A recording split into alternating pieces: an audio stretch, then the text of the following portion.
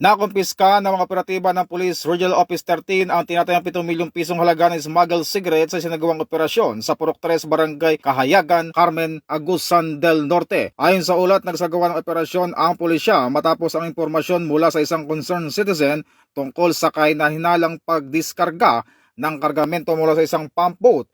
Nadiskubre ng mga operatiba ang isang abandonadong container van na may lamang iba't ibang klase ng sigarilyo, kabilang ang Green Hills, Canon at Casablanca brand.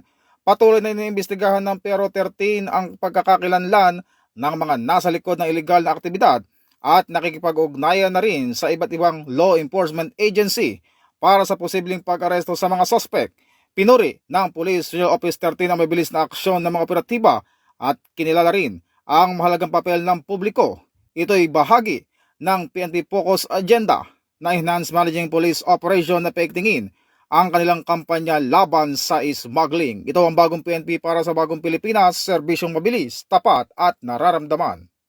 Mula po dito sa Campo Crame, ako po si Patrolman Adrian Dayaw nagbabalita para sa Police News Network, alagad ng batas, tagataguyod ng balitang pulis, at ito ang bagong PNP para sa bagong Pilipinas, serbisyong mabilis, tapat at nararamdaman.